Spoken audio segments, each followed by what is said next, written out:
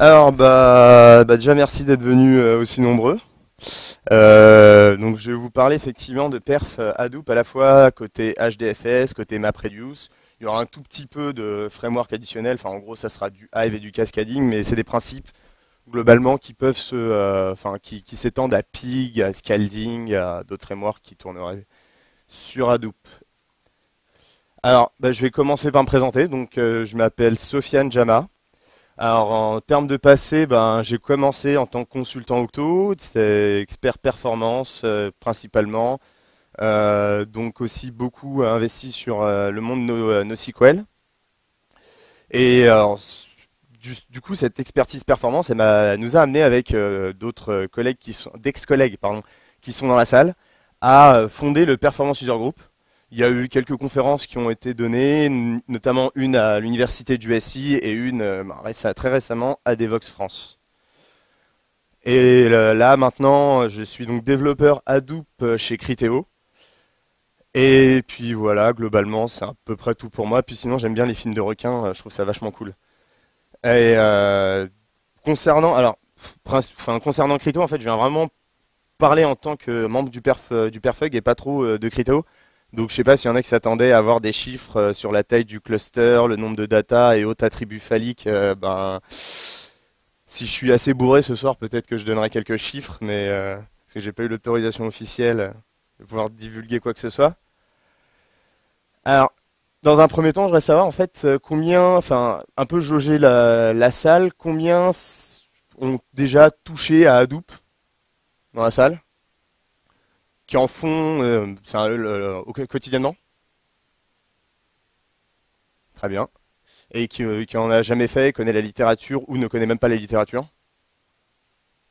Bon tout le monde peut se rassurer. Enfin, peut-être que les trois personnes qui en font quotidiennement vont peut-être pas être rassurées, mais globalement, je pense que, enfin, c'est fait de telle manière à ce que tout le monde puisse prendre le rythme et n'hésitez surtout pas à m'interrompre si c'est pas clair. Il y a deux ou trois slides à l'arrache. À l'origine, je devais pas faire cette presse. Je devais en faire une sur les performances d'un format de stockage Hadoop, mais il se trouve qu'on a quelques petits problèmes de perf, donc c'était peut-être pas opportun. Alors, donc pour commencer, ça va être très très simple. Hadoop finalement, c'est composé de quoi? Alors, on a deux parties. Si je devais le faire vraiment très très haut niveau, c'est le stockage. Donc, ce qu'on appelle HDFS, c'est un stockage répliqué. L'idée, c'est d'avoir quelque chose de hautement disponible, donc de fault taux, on peut appeler ça fault tolérance ou autre. Des données sont sur un cluster distribué, donc on a la donnée est présente sur plusieurs serveurs, donc potentiellement on peut avoir de la réplication. Par défaut, le facteur de réplication c'est 3. Donc on a une donnée qui peut se retrouver sur n'importe quelle machine. Toutes ces machines forment un cluster, donc c'est pour ça qu'on appelle ça HDFS, c'est un file system distribué, le D d'HDFS. Donc ces données sont sur des machines qu'on appelle des datanodes. Donc, qui sont en fait globalement tous ces noms-là, Datanode, Task Tracker, etc. Ça correspond à des démons. Donc là, je vous montre Hadoop V1, V2, j'en parle après. Donc pour ceux qui connaissent Hadoop V2, ça sera à la fin de la présentation. Mais le principe est à peu près le même, évidemment, hormis sur la partie Job Tracker et gestion des ressources, puis un petit peu aussi sur le framework MapReduce. Quelques petites optimisations sur MapReduce. Donc globalement, c'est à ça que ça ressemble. On a un node qui contient des métadonnées parce qu'en fait, évidemment, les données sont peuvent être sur n'importe quel serveur. Pour savoir où se trouve la donnée, ce qu'on interroge dans un premier temps, c'est le node qui a des métadonnées qui dit, bah voilà, telle donnée est sur un nœud, sur un autre nœud, etc. Sur la partie traitement, on a ce qu'on appelle donc MapReduce. Je pense que là, tout le monde a entendu parler. Globalement, le principe, c'est du divide and conquer. On va avoir un traitement qu'on va répartir sur plusieurs nœuds. Les traitements, en fait, sont gérés par le job tracker qui va allouer ces traitements sur différents nœuds qui sont les task trackers. De manière générale, un traitement en particulier va être exécuté au plus proche de la donnée par défaut. Après, il se peut que la donnée ne soit pas, que le serveur ne soit pas accessible pour cause de ressources. Parce qu'il y a un autre problème aussi, on verra la gestion des ressources du cluster Hadoop. Donc c'est évidemment utilisé pour paralléliser sur un maximum de volumétrie possible. Donc là j'ai mis péta, le Tera, ouais, enfin après il faudra voir l'ordre de grandeur du Tera et surtout tout ce qui est utilisé dans ce Tera là pour faire nos traitements. Bon, chez nous, on est plus proche du péta, enfin on a dépassé le péta, on est à quelques dizaines de pétas. Et donc voilà, c'est ce qu'on appelle le big data, entre autres. J'adore ce mot. Alors, on a vu qu'il y avait plusieurs machines, donc là c'est vraiment très très léger ce que j'ai mis sur le hard, ça sera plus une présentation sur le soft, sur la partie config, que sur la partie hardware. J'ai mis quelques éléments dont certains sont évidents, d'autres peut-être pas. En fait, en théorie c'est de la logique quoi. Alors en fait, il y a plusieurs bottlenecks sur... on a vu que c'était distribué, donc en fait, qui dit distribué, dit évidemment des I/O réseaux qui vont avoir lieu massivement. En plus, comme on a de la donnée, on a file system, aussi des I/O disques. On traite aussi, certains traitements peuvent être aussi assez lourds, donc on a du CPU, de la RAM également qui entre en jeu. Pour les aspects CPU, RAM, je pense que ça on le verra un peu plus lors de la présentation. Mais globalement, si on devait parler au moins du réseau, comme on a des machines qui sont assez distribuées, de la data plutôt distribuée entre plusieurs nœuds, il faut quand même faire très attention au réseau et de manière générale essayer de faire en sorte que le VLAN, le LAN réservé au cluster ne soit utilisé que par le cluster. Ce qui semble un peu logique pour éviter justement d'avoir... Enfin, il y a énormément de données qui passent entre les différentes machines. L'idée c'est alléger, alléger les ressources réseau un maximum possible. Donc c'est un VLAN dédié au cluster, c'est l'idéal. Un data center qui contient que des machines pour faire du traitement Hadoop. Enfin, pas forcément que des machines pour faire du traitement Hadoop, mais au moins à l'intérieur un VLAN avec les machines qui font que du traitement Hadoop. Éviter également aussi sur les nœuds un maximum possible des accès disques distants. Donc que ça soit logique ou physique.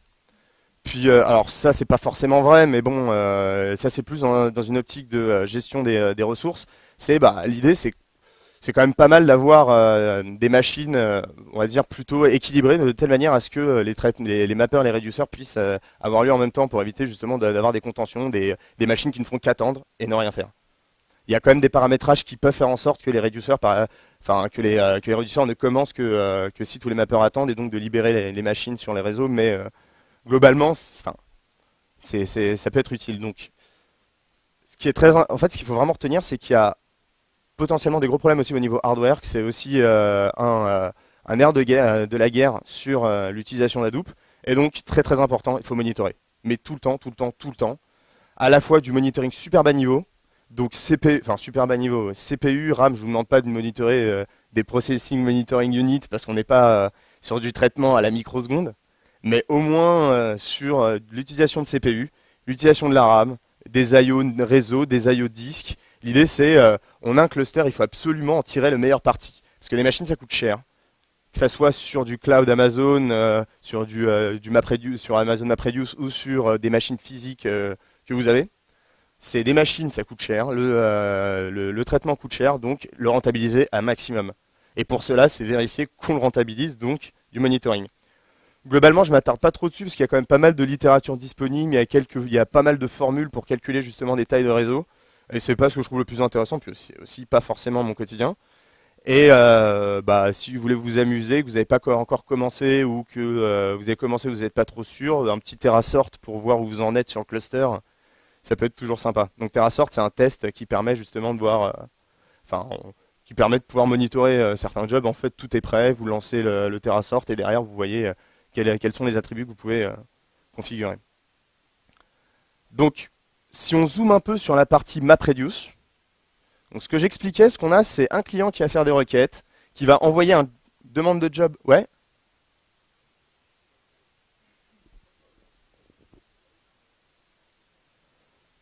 Euh, alors, pardon, oui, donc la question c'était pourquoi pas en RAID, un RAID en redondance, ça dépote. Alors, effectivement, ouais, en redondance, ça dépote. Alors, il faut faire attention. En fait, l'idée, c'est déjà de faire attention à pas perdre de blocs. Donc, si tous tes disques de tout ton cluster sont en RAID, ça va dépendre de ton RAID, mais en fait, ça va te coûter déjà très cher. Si tu veux garantir à la fois la redondance des datas, pas perdre de blocs, et donc, déjà en investissement, parce qu'en fait, ton RAID, tu peux avoir du RAID.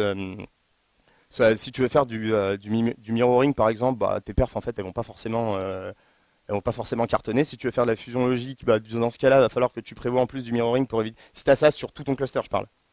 Donc ah bah bien sûr, ouais. Ah oui, oui, il écrit sur le disque. On verra en fait dans les étapes de map et dans les étapes de reduce, il écrit sur le disque. Ah ouais, ouais. Donc effectivement, et ça peut coûter très très cher. Notamment, bon, pour ceux qui connaissent un peu, c'est ce qu'on appelle le spilling, qui arrive dans les phases de map et de reduce.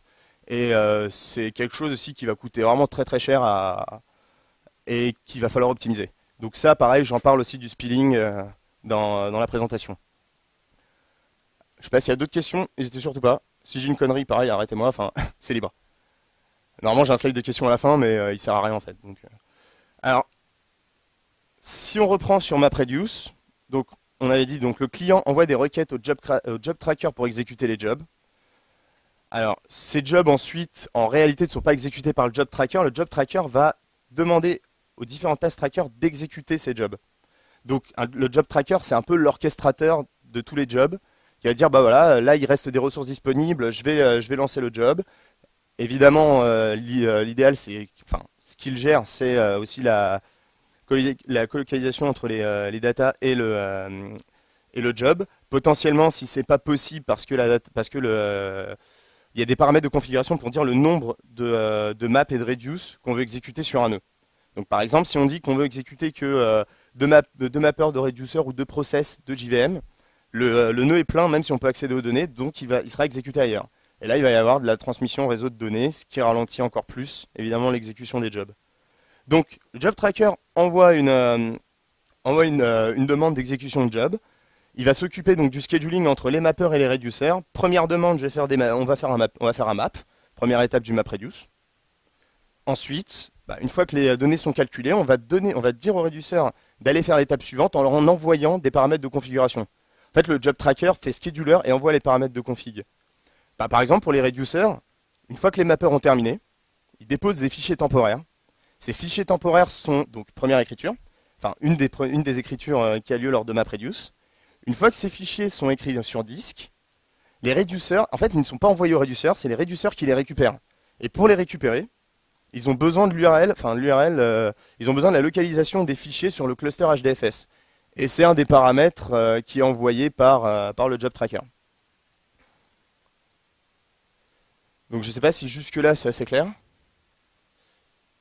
Un peu plus en détail. Alors, bon, c'est pas super lisible. En gros, moi j'ai eu la flemme plutôt que de refaire les schémas, je les ai pompés sur internet, hein. C'était allé plus vite. Donc on a les données qui arrivent. Ces données sont envoyées aux mappeurs. Les mappeurs donc travaillent sur un petit subset de données, on va le voir plus tard, mais ils travaillent sur des input splits, ce qu'on appelle des input splits. Je l'explique juste après.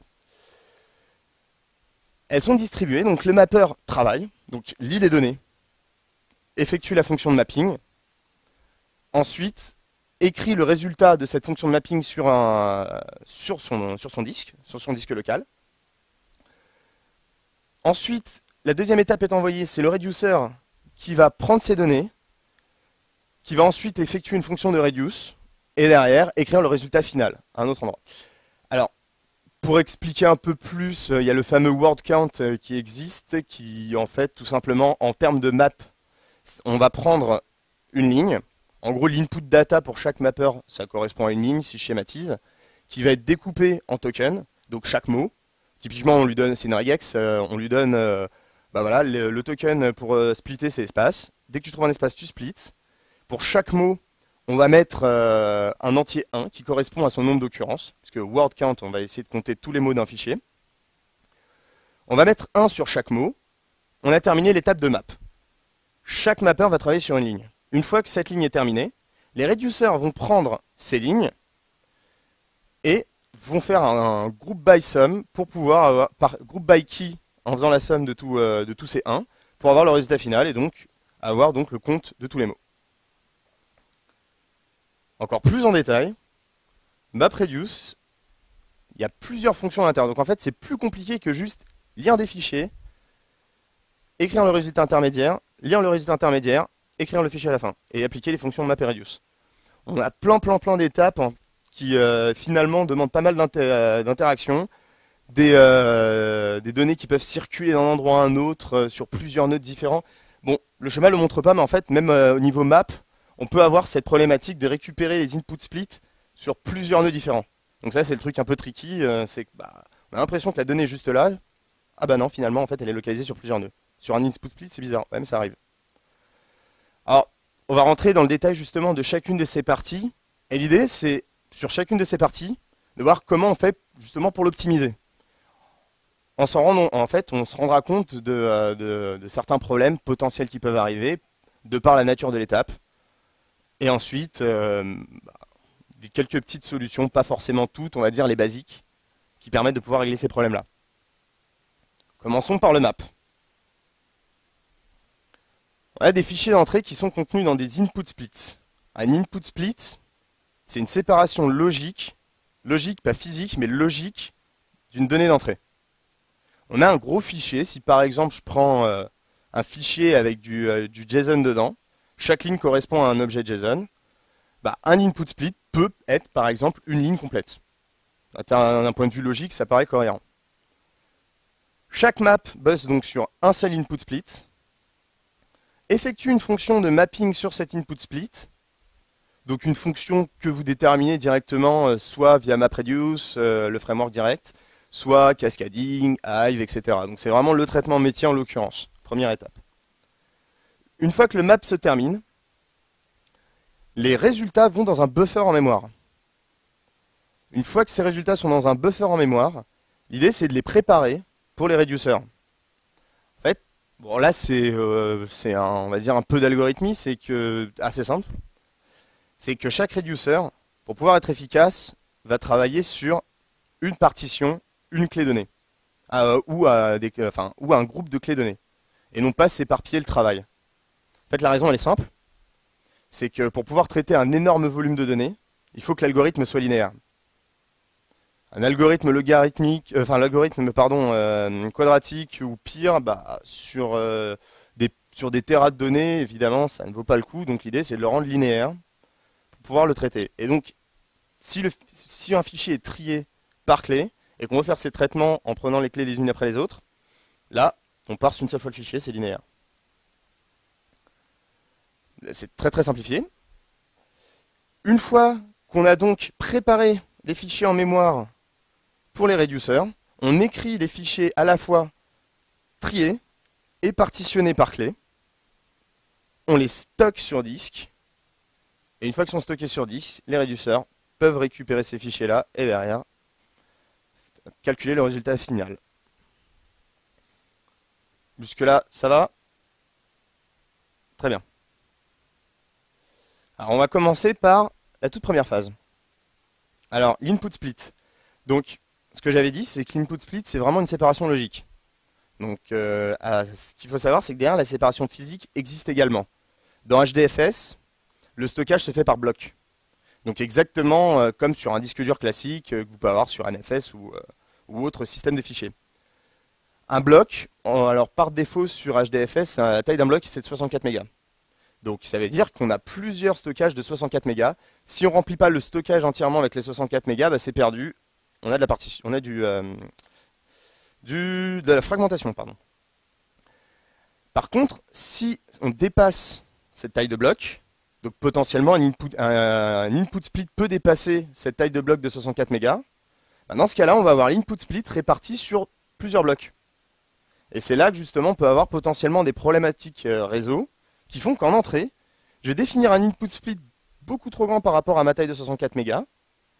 Bah dans ce cas-là, quand je vais vouloir récupérer mes données, je vais en avoir une potentiellement en local, donc je vais avoir juste l'accès disque qui va me coûter un petit peu. Mais après, pour compléter cet input split, je vais avoir récupéré les datas sur d'autres blocs qui peuvent être sur d'autres datanodes et donc payer le réseau. C'est vraiment pour ça que j'expliquais que l'isolation réseau d'un cluster Hadoop, c'est vraiment fondamental. Parce que là, on peut avoir des interactions qu'on ne va pas forcément prévoir. Donc là, on a déjà un impact.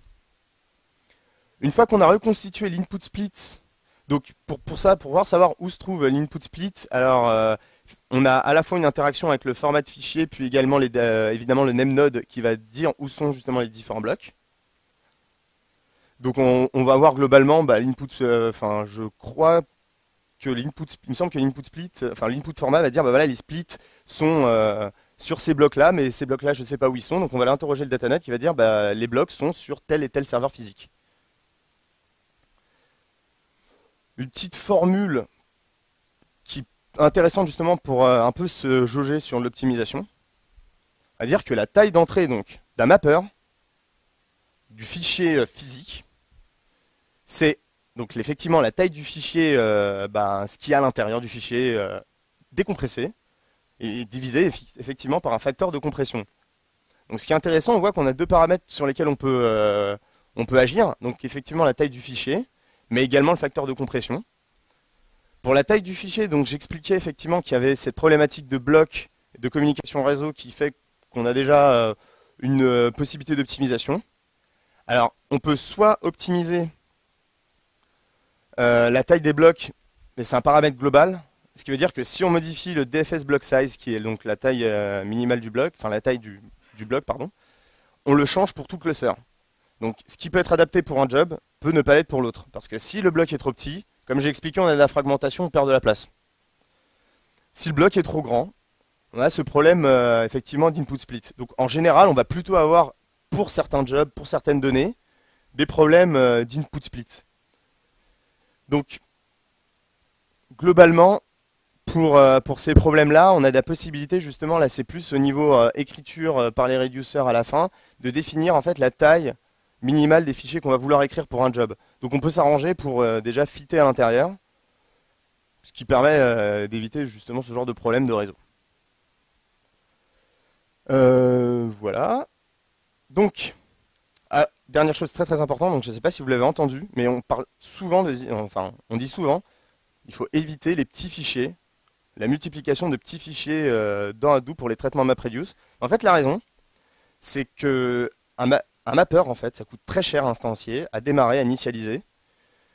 Que paralléliser, c'est très bien, mais paralléliser sur un trop petit subset de données, on paie cher le prix de la parallélisation et de la synchronisation. Donc ça, on l'a sur Hadoop, sur MapReduce, on peut l'avoir sur du traitement local en parallèle multicore. Éviter de paralléliser sur des trop petites données, parce qu'en fait, on va perdre du temps, tout simplement. Donc ça, tout ça, je remets une couche, du monitoring, essayer de voir justement quelle est la taille idéale qui fait que vous allez augmenter, vous allez améliorer les temps de traitement. Donc ensuite, sur cette formule, on a la compression.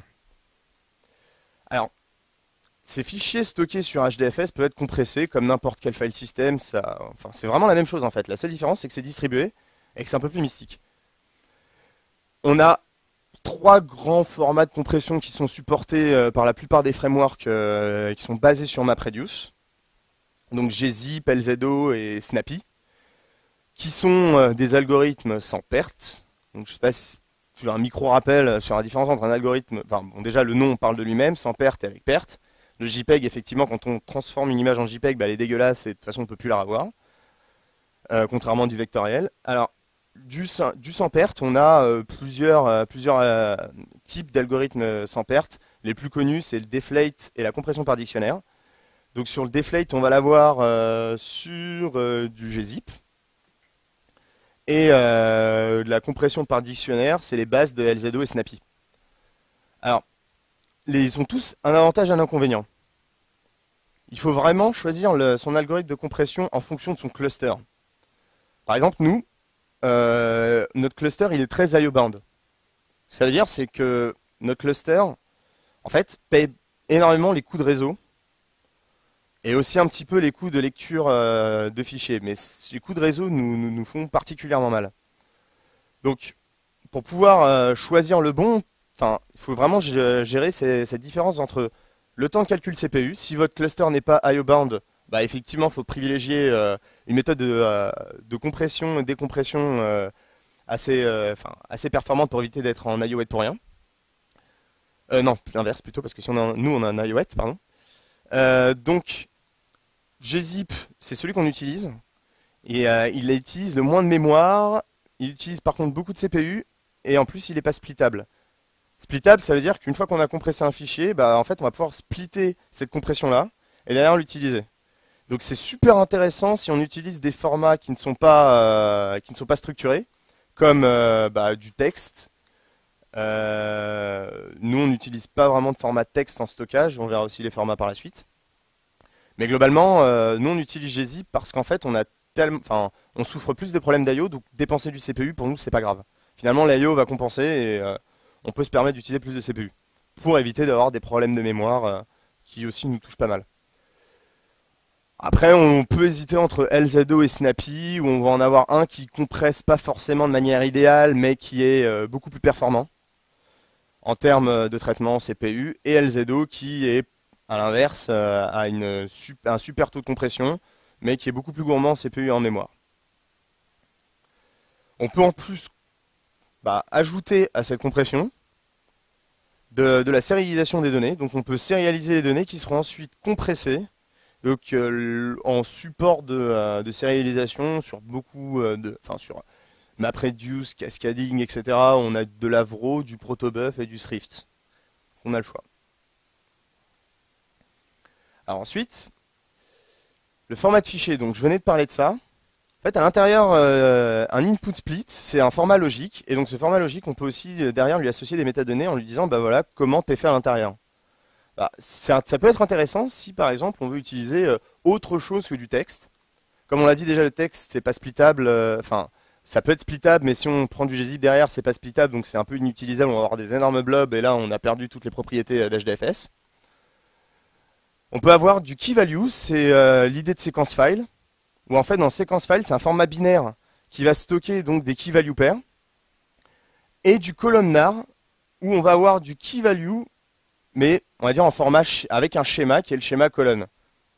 Donc je ne sais pas si vous voyez à peu près ce qu'est le columnar.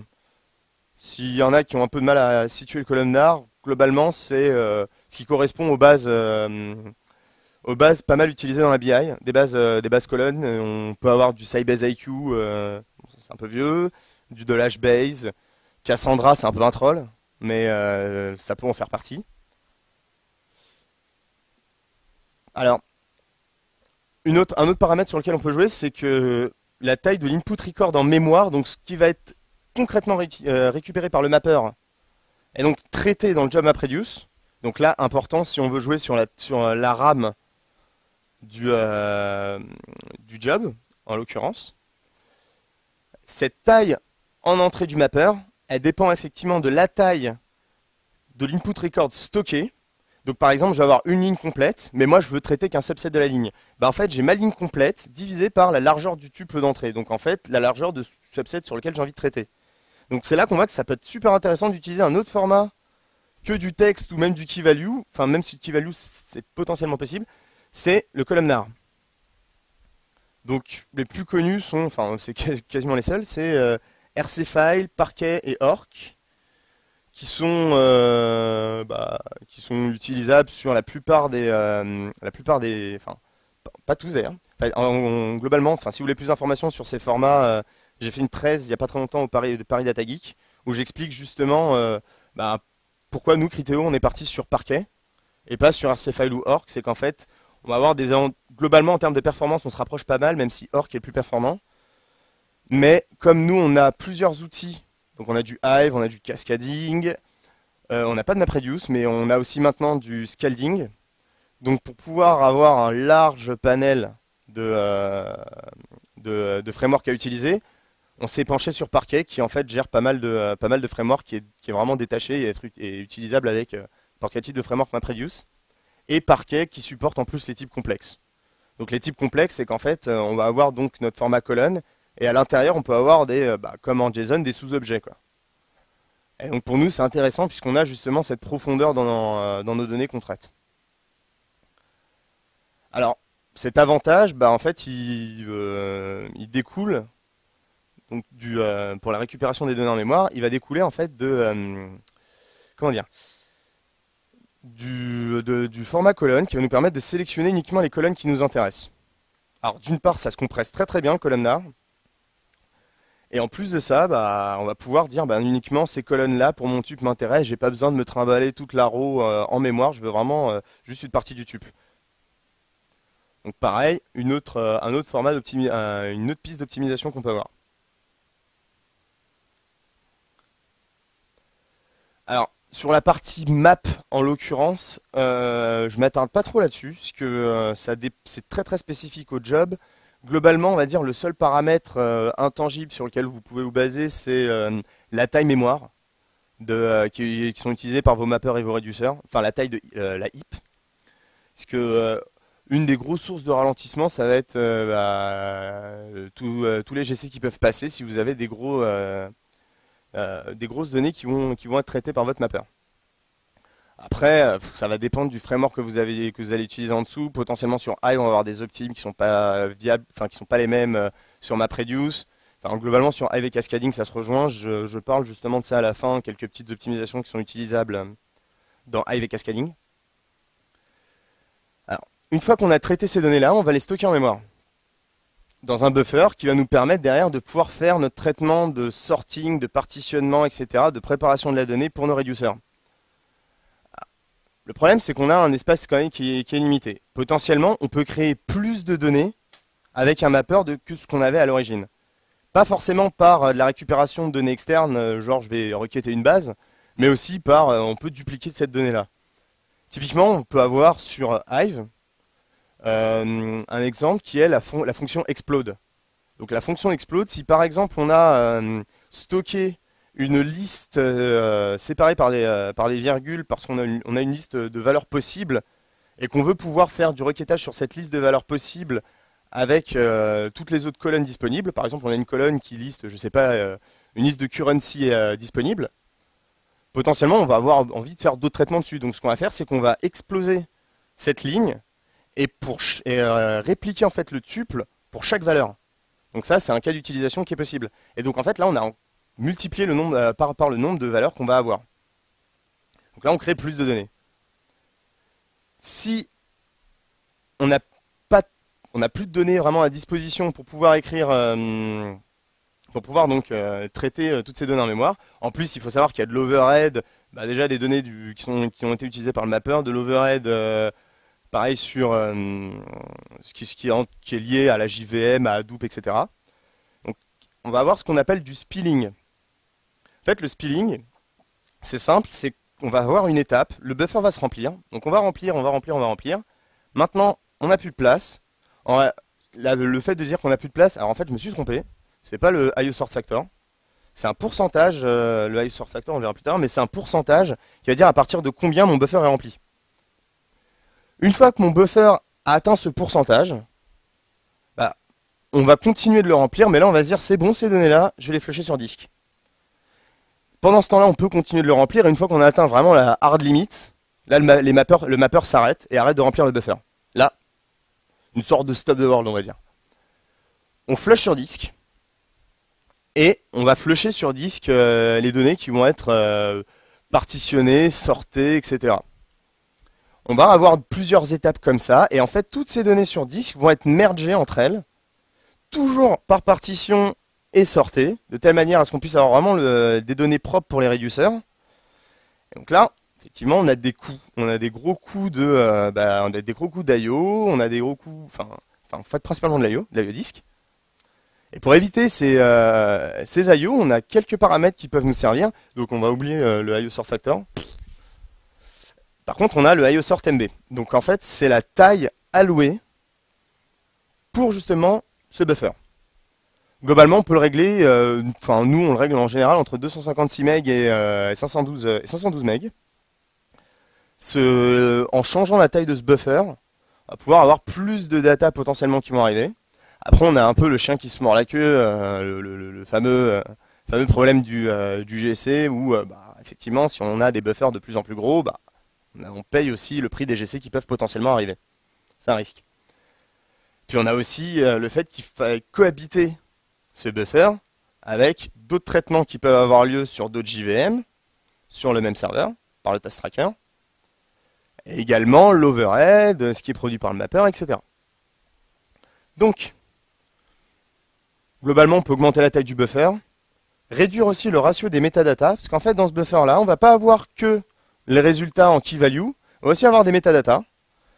Et donc, potentiellement, on peut aussi réduire ce ratio-là pour avoir plus de place effective utilisée pour le buffer de données, pour les données pures. Ou sinon, augmenter le nombre de mappers. Si on n'a plus de place pour un mapper, en fait, simple, on va faire plus de mappers. Alors, là, on a un petit exemple, j'ai chopé ça sur Stack Overflow. Donc, à l'origine, c'était pas du tout ça sa question, mais moi, j'ai trouvé ça très drôle. C'est tous les spills qui peuvent avoir lieu. Donc, en fait, c'est bien ce que je dis, enfin, ce que j'ai écrit, pardon. Ces paramètres, en fait, faut pas s'amuser à les modifier, à les anticiper avant, surtout ça, c'est quand même assez tricky. C'est plutôt lors de l'exécution des jobs, on va exécuter un job, regardez les logs, puis là on va s'apercevoir. Alors, premier spill, j'ai fini. Deuxième spill, voilà ce que j'ai traité, j'ai fini. Troisième spill, etc., etc., etc., etc. Là on arrive à 6, en fait il y en avait beaucoup plus. Ça peut être justifié ou non, ce qu'il faut savoir c'est est-ce que finalement en réduisant le nombre de spills on arrive à augmenter, la performance du job en local sur ce nœud, et ou sur tous les nœuds.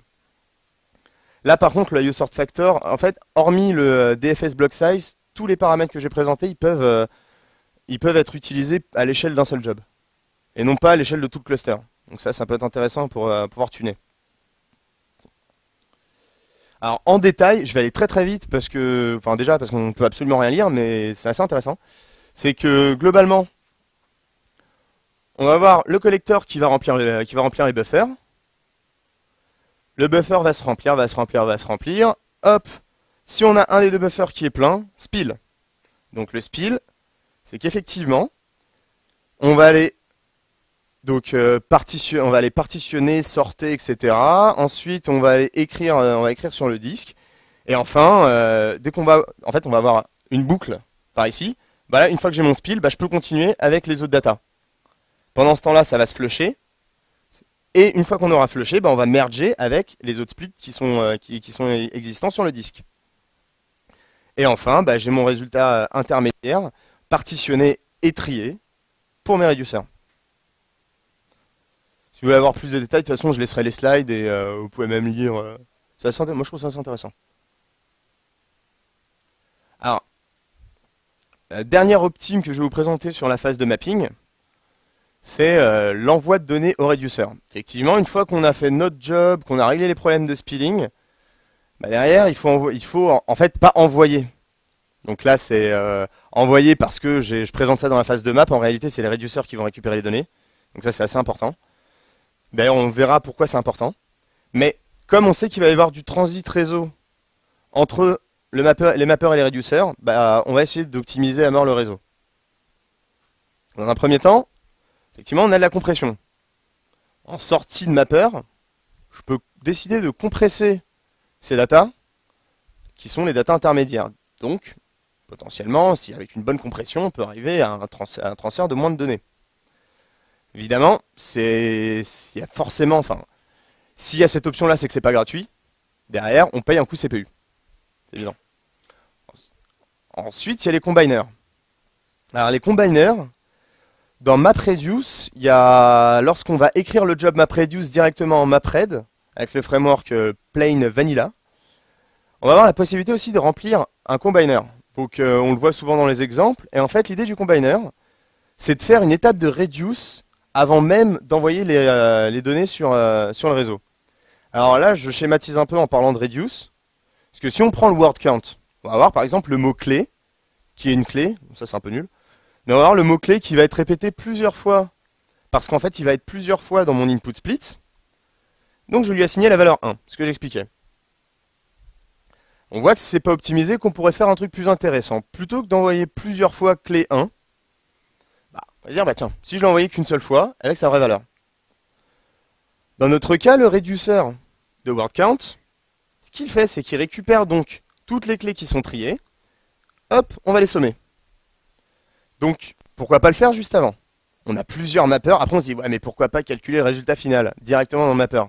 En fait, il y a plusieurs mappers. Donc, plusieurs données qui sont dispatchées un peu partout. Derrière, il faut quand même pouvoir les réducer à un moment ou à un autre. Alors, clé, etc. Une fois qu'on a passé le combiner qui est en fait le vrai reducer, donc ce qu'on fait, c'est set combiner je sais pas quoi, je me souviens plus la ligne exacte, et en fait, on lui applique la classe de reducer. Donc en fait, le reducer va être utilisé à la fois pour le combiner et pour la phase de reduce. Donc là, on a réduit le nombre de données. Enfin, on a le partitionnement. Alors ça, c'est très important. C'est que le partitionnement, pour pouvoir les traiter de manière linéaire, il faut pas avoir un partitionnement, on va dire. Là, en fait, on a cette notion sur tous les systèmes distribués. C'est que dès qu'on a un partitionnement qui est potentiellement mal fait, qui n'est pas distribué uniformément, on va avoir des réduceurs qui vont finalement avoir des datas qui viennent un peu de n'importe où, et derrière la phase de sort et la phase de traitement de ce qu'on appelle merge côté réduceur va mal se passer. Au final, nous ce qu'on veut, c'est un algo linéaire, donc être linéaire le plus possible sur tous les réduceurs, et éviter d'avoir à enchaîner des réduceurs parce que finalement on a eu un peu trop de jeux de clés sur chaque réduceur, donc il faut encore réducer ce qui a été réducé, etc., etc. Enfin, là je parle principalement pour MRV1. Merci. Alors, donc en fait, tout ce que j'ai présenté, c'est vraiment réduire les performances, et c'est pas juste réduire des performances pour aller plus vite, c'est parce qu'on a vraiment, on paye le coût du cluster, le coût d'utilisation des ressources. Super important. Maintenant, on va passer au reduce. Alors, est-ce que c'était assez clair pour la phase de map? Est-ce que vous avez des questions? Est-ce qu'il y a des choses que vous n'avez pas compris, que vous avez trouvé fausses ou quoi que ce soit? N'hésitez pas. Ça va? Ok. Je prends ça pour un oui. On profite.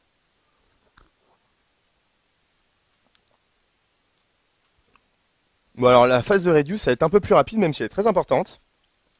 On a plusieurs étapes. Donc en fait, le shuffle, ce que j'expliquais, c'est que ce ne sont pas les mappeurs qui envoient les données au réduceur, mais c'est le réduceur qui va récupérer ces données-là. Donc là, en fait, on a vu comment optimiser justement ce traitement-là au travers de la compression, du partitionnement et également des combiners. On a ensuite une étape de merge qui peut s'appeler merge, qui peut s'appeler sort, enfin il y a plein de noms différents. Moi le nom que je préfère c'est merge parce qu'en fait le sort est déjà partiellement effectué pas mal effectué par les réduceurs, et ce que va faire les mappeurs, c'est qu'on va récupérer des données qui peuvent provenir de plusieurs mappeurs différents, simplement parce que d'autres mappeurs ont ces clés-là, que le réduceur va utiliser pour faire son merge. Donc on va avoir des données qui peuvent provenir de plusieurs mappeurs différents. Le réduceur va les merger toujours en gardant l'ordre. Donc c'est aussi pour ça qu'on peut appeler cette phase la phase de sort. On va appliquer la fonction de reduce. Donc dans notre cas de word count, group by sum, on a le résultat. Et enfin écrire ces résultats finaux sur disque. Enfin pour les résultats finaux, c'est pas forcément le cas. Ça va dépendre du job qu'on va pouvoir faire. Il peut y avoir aussi certains jobs qui font qu'on n'a pas de réduceur. Mais là je prends un peu dans le cas général. Alors, pour pouvoir optimiser la lecture en entrée, on l'a vu, combiner, compression, partitionnement. Mais ce qu'on peut également faire, alors là j'ai pas mis le paramètre, mais on peut aussi utiliser du multithreading pour pouvoir récupérer tous ces fichiers-là sur les différents mappeurs. En fait, on va dédier plusieurs threads pour la récupération de toutes ces input splits. Enfin, ces fichiers temporaires, pardon, ces fichiers intermédiaires. Donc là, c'est assez classique en fait. Je vais dédier un nombre de threads pour cette opération-là. De telle manière à ce qu'une fois qu'un mapper est terminé, je veux déjà pouvoir récupérer cette donnée-là. En fait, on va pouvoir donner l'instruction réduceur commence. Il y a des mappers qui ont terminé. Et là, on va pouvoir avoir plusieurs threads qui vont récupérer cette donnée-là. Effectivement, si on n'a pas toutes les données nécessaires pour le traitement, ce qu'on va avoir en configuration donnée par le job tracker, on attend. On va pouvoir aussi optimiser le merge des fichiers en entrée. Donc on a encore une phase d'écriture, encore une phase de spilling côté réduceur. Donc ça, c'est là qu'on va pouvoir bien utiliser le IO sort factor.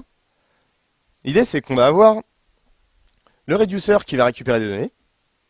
Pareil, les traitements sont faits en mémoire, un maximum de traitements sont faits en mémoire évidemment pour aller plus vite. Sinon on n'a pas vraiment d'intérêt d'utiliser Hadoop.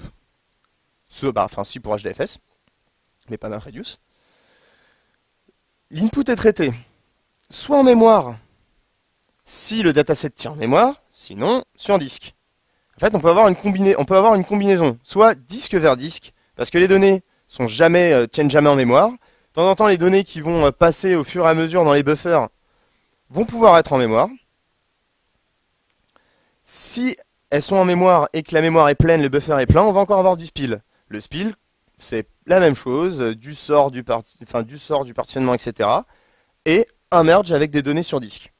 Donc dans un premier temps, s'il n'y a pas de données sur disque, ça se fait en mémoire. Le buffer se remplit, pouf, on flush. Une fois que c'est flushé, on va continuer de travailler en mémoire. Si ça tient en mémoire. Si ça ne tient pas en mémoire, on va directement faire du disque à disque. Donc là, pareil, on repaye encore des coûts d'IO. Alors, pour éviter cela, on a le IO sort factor qui va nous permettre de dire en fait sur combien de jeux de données on va pouvoir faire notre merge. Parce qu'en fait, ce qui se passe, c'est que ce merge, alors, ce qui est cool entre les appellations merge et sort, c'est qu'en fait, ça ressemble à un algo qui s'appelle merge sort. Ah, c'est fou ça. Donc, on va avoir plusieurs étapes au fur et à mesure, plusieurs rounds de merge de data. Et donc, c'est ces rounds-là en fait qui vont dire, bah, est-ce que ce round tient en mémoire? Oui, non, spinning. Et donc, on peut configurer en fait le nombre de merge en fonction, bah, par exemple, si on a, je sais pas, 40, enfin voilà, on a 40 mégas à traiter, je dis ça au hasard, et qu'on a un sort factor de 10, bah, on peut avoir 4 rounds pour traiter les datas. Simple division. Et donc, en changeant ce facteur-là, on va pouvoir avoir plus ou moins de rounds, et donc plus ou moins de données à traiter en mémoire. Là, pareil, c'est exactement de la même manière que pour le spilling côté mapper. Mesurer, mesurer, mesurer. Enfin, alors ça c'est un petit peu tricky pour cette partie-là, parce qu'on l'a beaucoup vu avec des formats de stockage assez particuliers. Enfin, par exemple, sur Parquet, on a vu ce problème-là. C'est qu'une fois qu'on va écrire nos datas sur l'output, on peut avoir des coûts particuliers qui sont liés en fait au partitionnement sur disque à la fin. Par exemple, si on prend un job hive, le job hive va écrire selon un schéma. Dans le schéma, on définit des clés de partition. En fait, ce que ça va représenter, c'est un vrai partitionnement sur disque, dans HDFS. Où le partitionnement, enfin, pour rentrer un peu plus dans le détail, c'est des dossiers. Chaque partition correspond à un dossier. On peut partitionner sur 3 clés, ça va nous faire 3 niveaux de dossiers. Si un reducer écrit sur plusieurs partitions différentes, c'est pour ça que le partitionnement est super important. On va écrire sur une combinaison. Alors il y a une combinatoire du nombre de, ça va être une combinatoire du nombre de partitions sur lesquelles on va écrire. Et pour chaque partition, on va créer ce qu'on appelle un record writer qui va coûter très très cher. Surtout en mémoire, nous ça nous a donné pas mal d'out of memory, d'exceptions où finalement notre job peut compte s'arrêter à la fin au niveau reducer, au niveau de l'écriture. En tout cas c'est ça, c'est plusieurs record writers parce qu'on a plusieurs partitions. Alors là on était foutu. Donc l'idée c'est vraiment de partitionner et en fait on a trouvé un moyen, on a plusieurs moyens de le faire. Par exemple sur Hive, il y a la possibilité d'écrire une requête en mettant à la fin un distribute by qui va en fait prendre des clés qui sont les clés de partitionnement. Généralement on va lui donner des bonnes clés de partitionnement. En fait en l'occurrence pour refaire un peu l'histoire, nous en entrée on avait un partitionnement qui était sur une clé, un ID. Il se trouvait que ce partitionnement n'était pas forcément idéal. Donc derrière, ça c'était dans la donnée d'entrée, quand on écrivait à la fin, on écrivait sur d'autres partitions qui étaient plus idéales pour le requêtage derrière. Donc ça c'est de l'insertion, c'était un job d'insertion. Du coup, quand on arrive au reducer, on va pas avoir les bonnes clés de partition, donc on va lui forcer les clés de partition en lui disant bah voilà, distribute by day, by hour, by machin, et en plus nous pour pouvoir avoir une vraie distribution de manière assez linéaire, on a rajouté un niveau qui est en fait un entier généré aléatoirement, sur lequel on a fait un modulo pour pas avoir trop de réducteurs non plus et de faire en sorte qu'un réducteur puisse aussi quand même écrire au moins sur 2 partitions différentes. Donc au final, en écriture, il écrivait pas sur la partition qui pouvait être 10, 12, 15 l'entier généré, parce que la partition n'existe pas dans le cet entier n'existe pas dans le schéma, c'est pas une colonne. Ça servait vraiment pour l'aiguillage. On avait nos vraies partitions sur lesquelles on voulait écrire, et pour vraiment cibler une partition pour un reducer, on ajoute un entier. Donc, du coup, si on avait cette séquence donc, de nos 3 champs, qui sont les vraies partitions, plus cet entier-là, on écrivait uniquement là-dessus. Vraiment, c'est pour le coup, on a gagné pas mal de temps sur cette requête-là. Donc il y a quelques petits trucs comme ça à avoir, mais l'idée c'est vraiment, en tout cas sur les record writers, principalement avec Parquet, ça coûte très très cher. Alors très très rapidement, il y a aussi du tuning JVM à faire. Bon, il peut y avoir des cas assez intéressants. Alors je l'avais déjà expliqué, il y a la possibilité pour un seul nœud d'utiliser plusieurs traitements, plusieurs mappeurs et plusieurs reducers. On a aussi la possibilité de réutiliser la JVM pour plusieurs jobs. Typiquement, initialiser la JVM, on sait ça coûte cher, il y a la heap à initialiser, il y a le JIT à initialiser, il y a Hadoop à initialiser, c'est assez lourd. Donc il y a la possibilité de la réutiliser. Effectivement, après, il faut faire attention à ce qu'on va stocker en heap quand on va réutiliser la JVM. Si derrière on s'amuse à créer un cache, je ne sais pas pourquoi, je ne sais pourquoi, mais dans notre job MapReduce, à un moment, on glisse un cache statique. Voilà, faudrait peut-être éviter de faire ce genre de choses. Après, je pense qu'il faut être un peu barge pour faire ça dans un job MapReduce. Mais bon.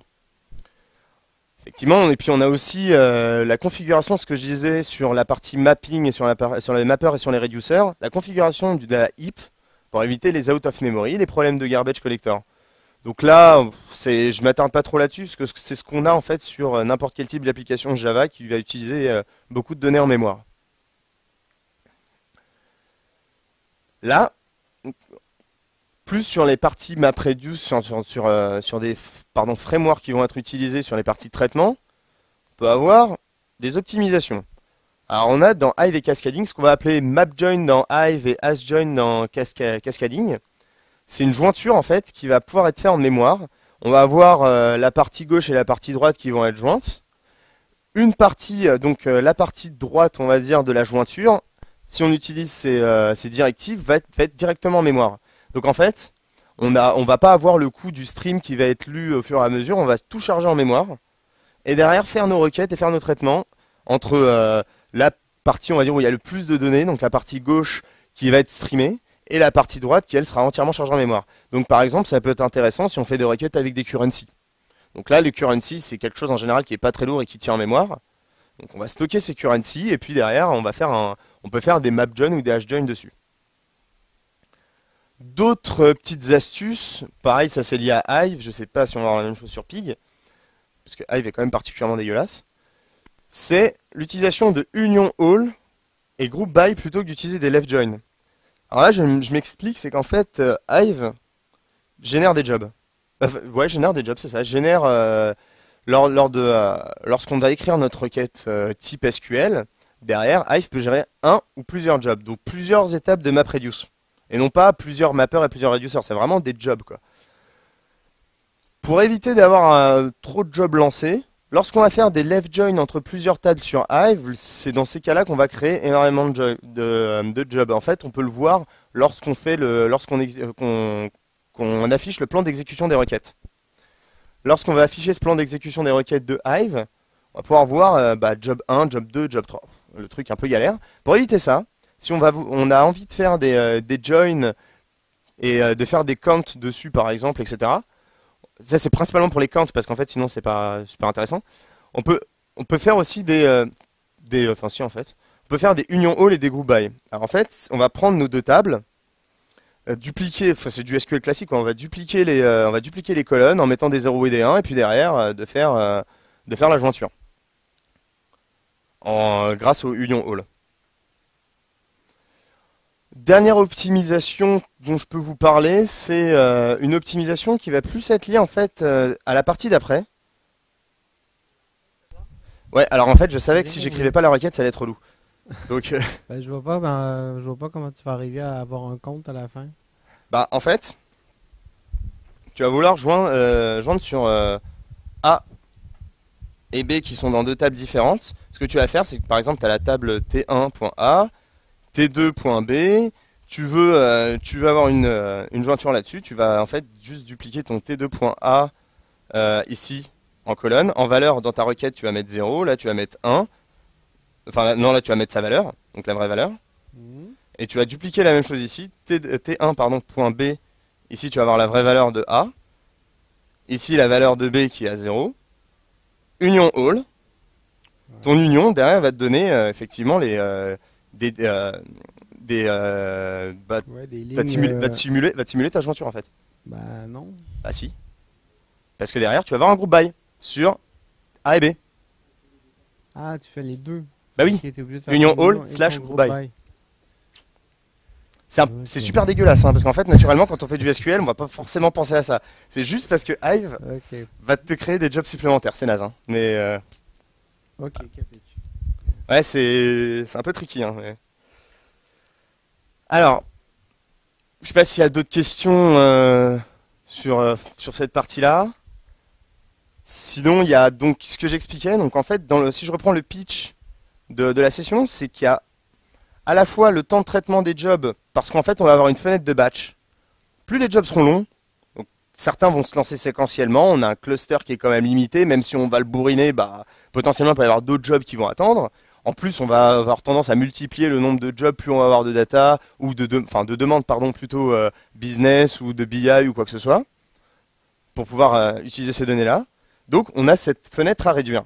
Pour réduire cette fenêtre-là, donc d'exécution des jobs et avoir vraiment un batch qui va tourner dans la nuit, qui va tourner dans la nuit, qui ne va pas dépasser, on va principalement se focaliser sur les temps d'exécution du job en lui-même.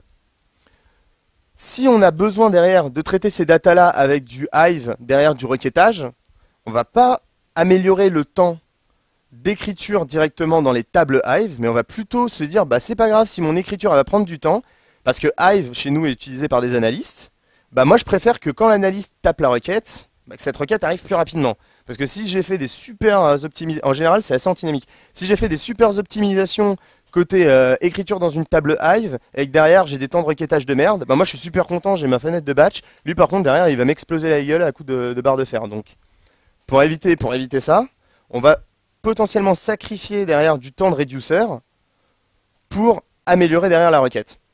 En fait, si vous vous souvenez, ce qui est intéressant pour les mappeurs, c'est de travailler en fait pour pouvoir avoir un nombre de mappeurs assez réduit, il faut avoir des données d'entrée assez grosses. Puisque un mappeur travaille sur un input split. En plus, ce qui est intéressant, c'est que les mappeurs aillent à la même vitesse.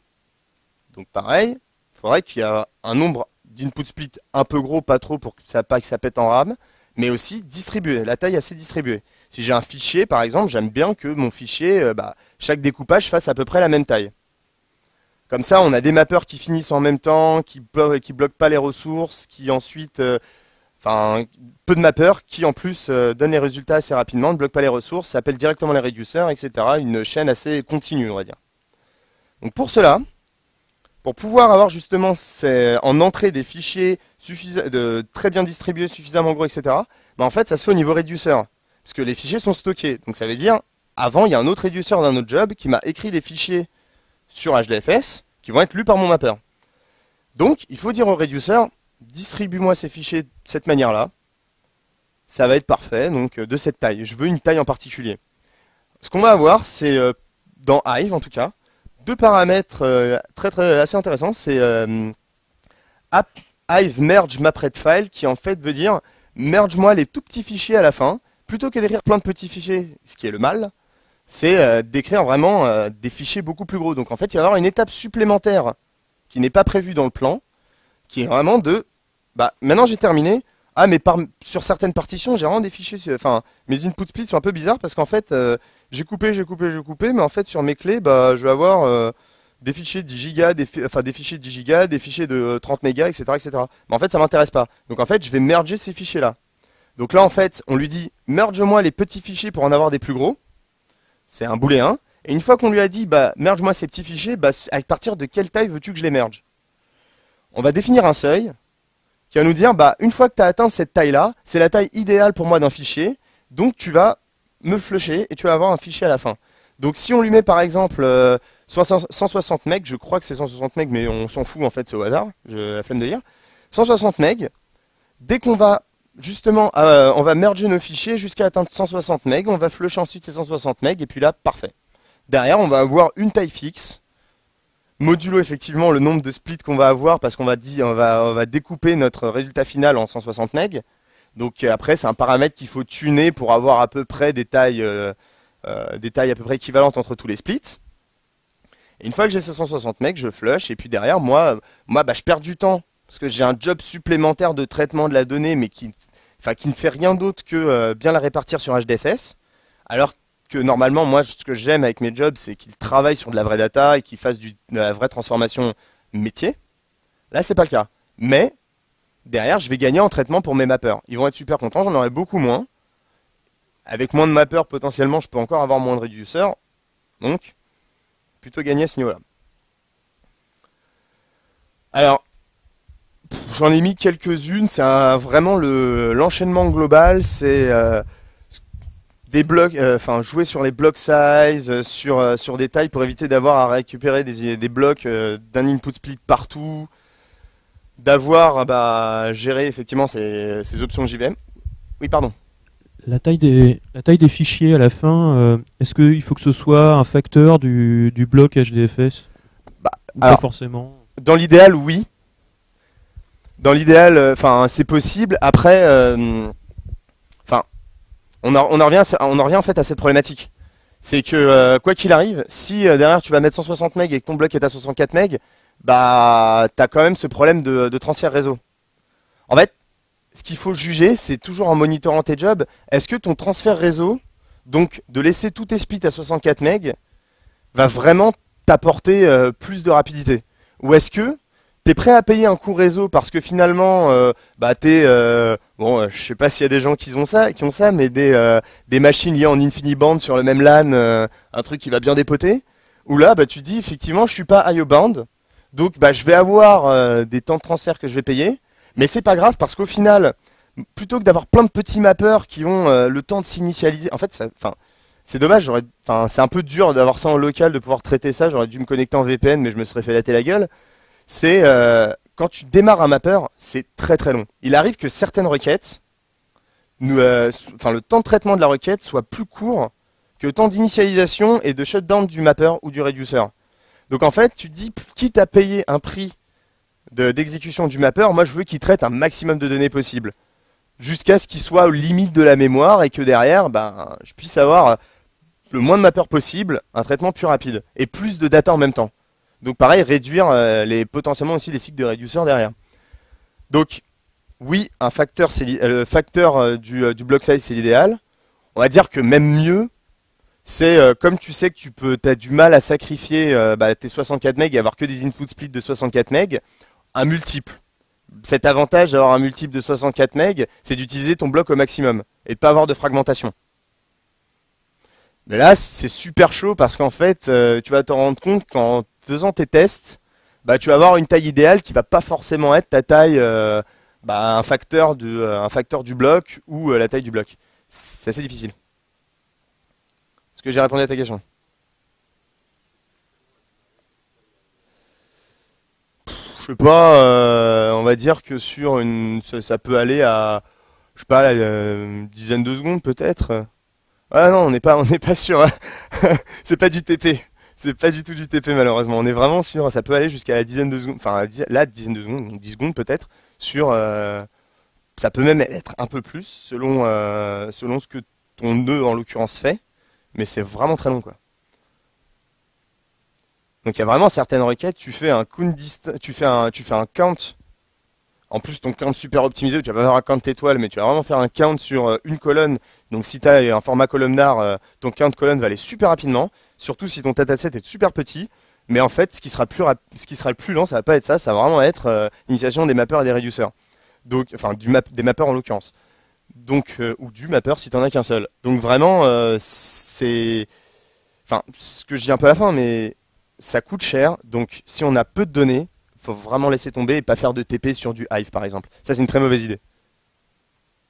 Nous on en fait parce que malheureusement certaines requêtes, le dataset est vraiment trop grand pour tenir même sur une base distribuée. Alors on a des bases distribuées également, donc on a du Vertica derrière qui est utilisé où en fait c'est un de nos data sources finaux. Après du Hive on a du Vertica. Donc là Vertica c'est une base columnar qui est distribuée. Donc là, on préfère que nos analystes fassent des requêtes sur du Vertica que sur du Hive. Tant qu'ils peuvent éviter du Hive, nous ça nous va. Parce que derrière, effectivement, le mec va venir se plaindre, mais putain, c'est vraiment de la merde ton truc, Big Data, j'ai mis 3 plombs pour faire une requête. Bah ouais, mais c'est pas fait pour. Donc c'est très très difficile à expliquer en fait, c'est des gens qui ont du mal à percuter. Donc effectivement, l'idée c'est, c'est lourd, je vais en profiter un maximum. Quitte à payer, autant que ce soit rentable pour moi, quoi. Est-ce qu'il y a d'autres questions?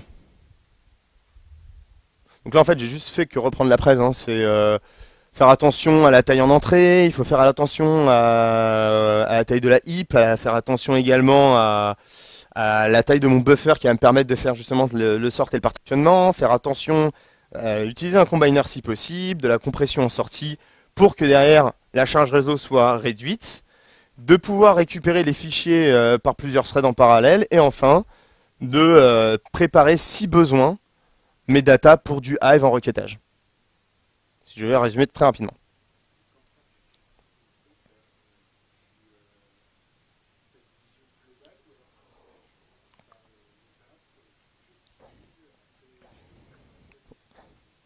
Alors la question c'est, si je résume, c'est comment je m'y prends pour pouvoir faire toute cette chaîne d'optimisation. Est-ce que je le fais séquentiellement? Alors en fait, il y a souvent des réflexes qu'on va avoir. Des réflexes, par exemple, on va prendre un exemple, j'ai un job qui va se lancer. Derrière, je vais voir qu'il va être très très long en requêtage, par exemple. J'ai un job Hive qui va me permettre de faire du requêtage. Donc, instinctivement, je vais me dire, le requêtage est long, donc il y a très très peu d'écriture qui va se passer. Qu'est-ce qui va se passer? Alors moi, qu'est-ce qui fait que ça prend du temps? Mon réflexe, c'est d'aller voir la taille des input splits. Ça, c'est très simple à faire. C'est un LS, une sorte de LS que tu fais sur le file system, HDFS, DFS, LS. Ou DU-H, évidemment, enfin c'est beaucoup beaucoup plus simple. Et là, on peut voir en fait la taille des différentes partitions et la taille des différentes input splits.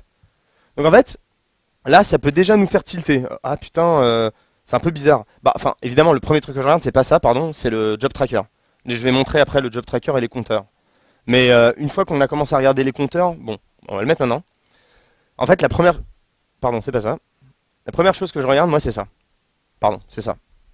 Si c'est lent, moi, c'est la première chose que je regarde. On a vraiment des informations essentielles qui vont nous dire qu'est-ce qui va pas dans nos requêtes. Pour chaque job, on va avoir la liste de tous les compteurs qui sont par défaut dans Hadoop, dans MapReduce, pardon, plus des compteurs, bon, on n'en a pas, mais on peut rajouter aussi moi soi-même ses propres compteurs. Ça, c'est plus pour du debug.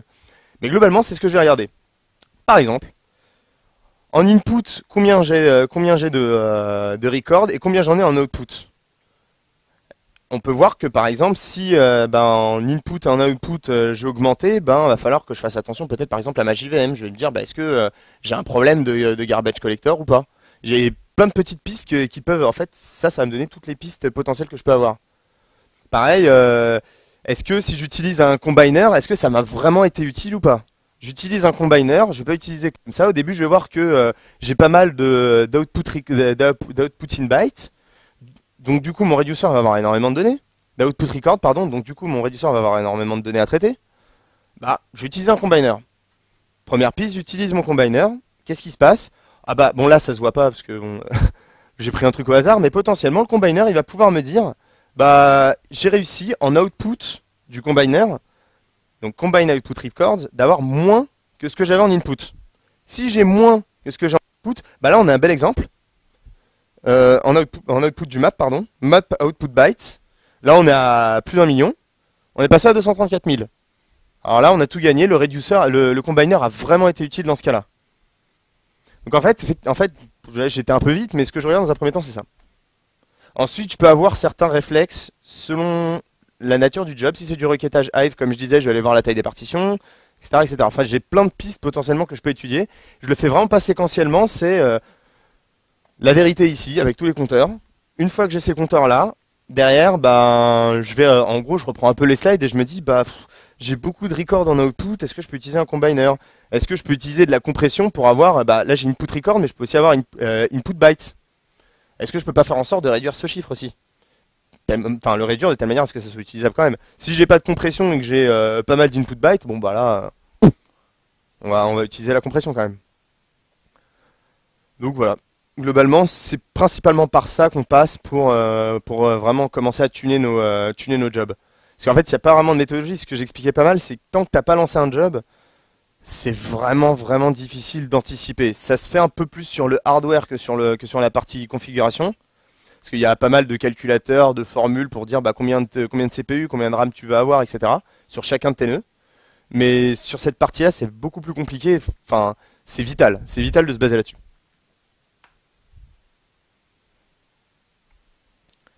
Je suis désolé, on a dépassé de 11 minutes. Est-ce qu'il y a d'autres questions? Est-ce que vous voulez que je trace? Il me reste, en fait, il me reste un slide après. Ouais, Sam? Ouais.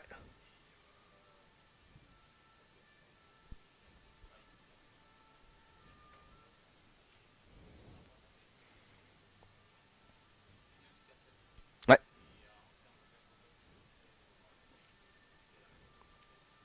Alors, Alors malheureusement, cascading, pas tant que ça, hormis le hash join. Par contre, enfin, on est content de passer sur Scalding pour ça, mais je crois que tu as aussi une sorte de sketch, de pipe sketch qui va te justement te combiner directement pour tes mappeurs enfin, tes datas d'entrée. Donc en fait, tu vas gagner une étape grâce à ce pipe en question. Mais sur Cascading en particulier, malheureusement, enfin, on a très très peu d'optimisation. En fait, on a beaucoup plus de jobs Hive que Cascading, et Cascading, c'est vraiment si on commence à avoir enfin, des jobs très compliqués à faire, où là, on va faire nos optimisations, mais directement dans Cascading en disant, bah voilà, ce tuple, j'en veux pas. Enfin, des opérations, on va dire, à grande échelle et assez complexes, on va utiliser Cascading, mais en termes de perf, non, c'est pas top.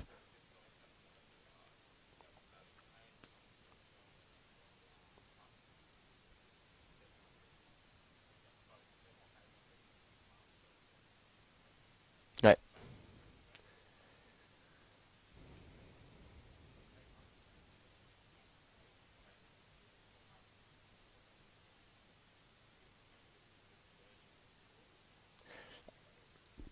Alors, donc, ce que ça me disait, c'est qu'effectivement, même ces problématiques qu'on va avoir sur Hive et pas que sur Cascading, donc le nombre de jobs qui va se répéter, en fait, même Scalding va permettre d'éviter d'avoir ces problématiques. En fait, Scalding, donc enfin, c'est vrai que j'en ai parlé sans vraiment dire ce que c'était, mais c'est Cascading. Donc Cascading, c'est une surcouche à MapReduce pour pouvoir l'utiliser en décrivant des pipelines.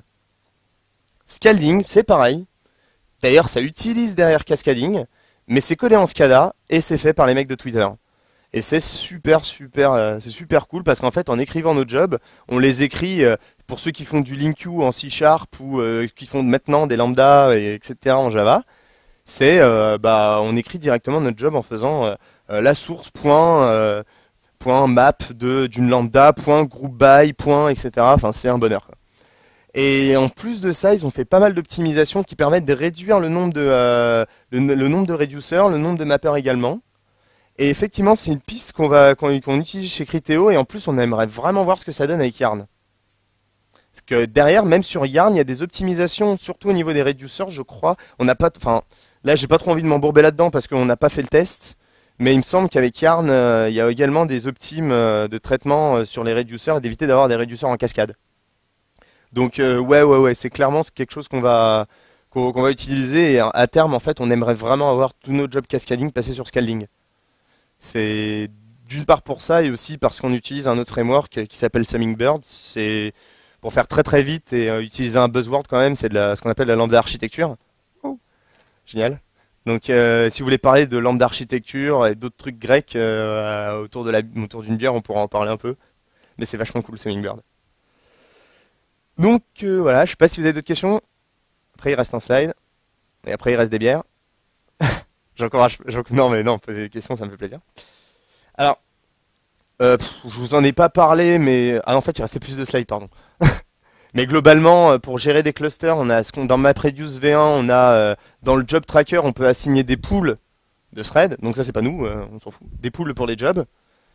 Et les pools en fait vont réserver des ressources pour des jobs en particulier. Par exemple, ce job tourne sur le pool, comment il s'appelle le pool HDFS Importer.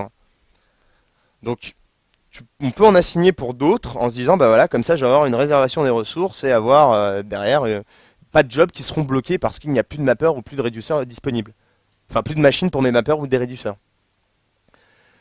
Très très rapidement, je vais pas rentrer dans les détails. Yarn, c'est AW2. Le job tracker a été remplacé au profit de Resource Manager, Application Manager et Scheduler.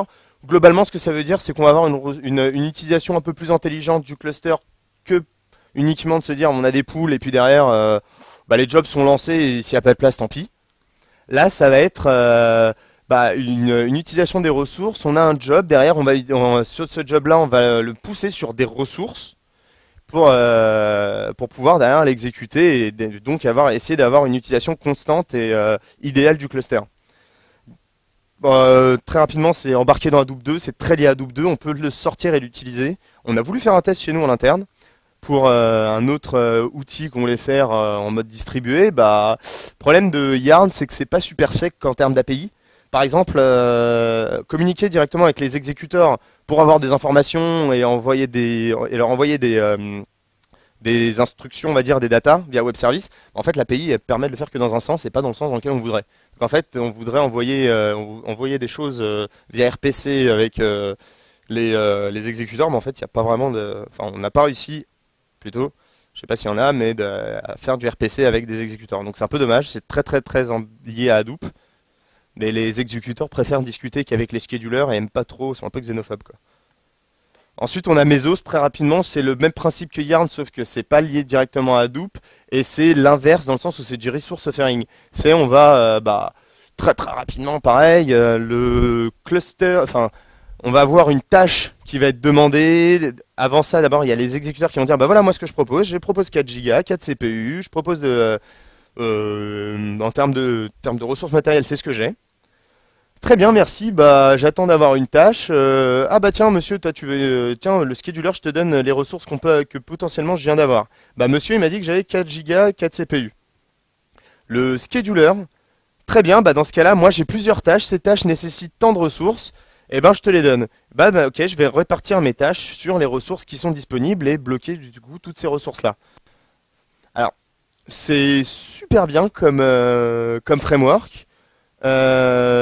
C'est Twitter qui l'a développé aussi. Et il y a plusieurs API pour développer en fait cette partie-là. Le scheduler, c'est à développer soi-même pour définir les tâches et les ressources dont on a besoin. C'est Java, Scala, Python, C++. Il y a plusieurs API qui existent pour pouvoir l'utiliser. Il y en a qui peuvent être basés dessus avec une interaction assez facile comme Spark potentiellement. Voilà, ça on en a parlé. Il y a aussi d'autres types de monitoring. Ganglia, c'est du monitoring pur Hadoop qui est un projet, je crois que c'est un projet Apache Ganglia. Je me trompe peut-être, enfin, on s'en fout. Nagios, Centreon, etc. pour du profiling, monitoring pardon, bas niveau. Et Starfish, c'est un petit truc qu'on commence à utiliser pour un petit projet à côté. Starfish, c'est de l'optimisation de configuration Hadoop. On va lui donner des logs.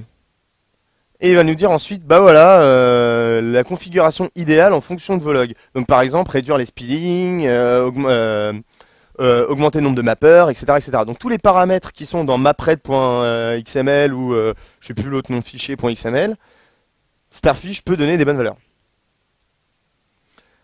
Alors pour terminer, si vos data tiennent en RAM, pas d'Hadoop. Si vous pouvez pas trop tenir en RAM et que finalement distribuer c'est pas trop mal, vous pouvez avoir des trucs, Spark c'est vachement cool, Gigaspaces j'ai mon avis mais ça marche aussi. C'est pareil, par exemple Gigaspaces on peut directement mettre nos traitements sur les datas. Les datas sont en RAM donc au final on peut avoir des datasets assez gros. Sur Gigaspaces on a aussi Gemfire de Pivotal qui fait la même chose. Donc si vous pouvez éviter, si vous êtes de l'ordre du giga à plusieurs dizaines de gigas, centaines de gigas, mais vous n'êtes pas plutôt plusieurs centaines de, si vous allez plus vers la centaine de Tera et au-dessus, vous pouvez envisager Hadoop. Sinon, vraiment, faut l'éviter. C'est pas méga perf. On reste sur on n'est pas sur de la basse latence. C'est du distribué. C'est en plus du distribué, du format de fichier, c'est du fichier stocké. C'est des JVM qui coûtent très cher à instancier. C'est un framework très très lourd à débugger, à administrer. C'est l'horreur. Mais quand on a plusieurs pétants, en fait, on n'a pas trop le choix malheureusement. Donc, si vous pouvez éviter, évitez. Donc là, c'est ce qu'on se disait tout à l'heure, c'est que pour les requêtes qui prennent vraiment pas beaucoup de temps, pas de MapReduce, pas de Hive, mettez-les ailleurs, mettez les datas ailleurs, de telle manière à ce qu'elles puissent être exploitées par des data stores tierces, genre des bases SQL, des bases NoSQL, des fichiers, peu importe. Mais évitez les requêter sur du Hive ou du cascading ou du MapReduce si les jobs sont très courts. Et surtout, vraiment, vraiment, vraiment mesurer. Knuth disait la fameuse phrase, oula, l'optimisation c'est, je sais plus, le root of evil, premature optimization is the root of evil. Bah là c'est pire avec Hadoop. Parce qu'en fait on peut flaguer les perfs d'un cluster juste avec un seul paramètre. Donc vraiment, vraiment, vraiment mesurer, et toutes les optimes se font après. Donc job tracker pour MapReduce V1, ou les logs de Yarn, ou les compteurs de Yarn. Les logs aussi de chaque job de sortie, pareil, c'est très très très important. On peut avoir des petites feintes comme des datas supplémentaires qui arrivent alors que finalement on a un set de data d'entrée et le set de data de sortie est plus gros. Enfin, mesurer, mesurer, mesurer. Voilà. Bah, j'ai un peu débordé, je suis désolé. On peut parler de plein de trucs si vous voulez. Et pour les bières, si vous avez des questions, n'hésitez surtout pas. Voilà. Raphaël?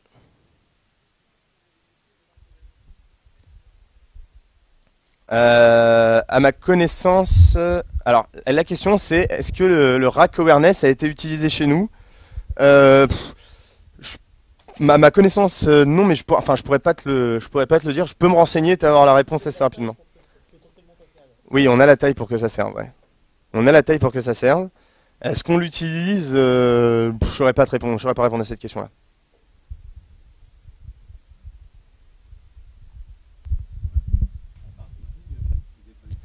Alors, est-ce qu'on utilise Pig ou pas? Non, on n'utilise pas Pig, on utilise Hive. C'est un choix qu'on a fait dès le départ. Au final, pour nous, c'est très bien parce enfin, on a aussi la possibilité de supporter pas mal de formats de fichiers différents. Enfin, la syntaxe, bah, même sur Pig, c'est du SQL, mais au final, enfin, Hive nous convenait pas mal. Euh, on pourrait potentiellement basculer, mais on n'a pas trop d'intérêt à le faire. Donc non, non, non, on est vraiment resté juste sur Hive. Mais les principes s'appliquent également à Pig, en tout cas, la plupart de ces principes-là. Ça reste de la configuration, derrière c'est des jar MapReduce qui sont exécutés, donc ouais, ça reste applicable en tout cas à du Pig.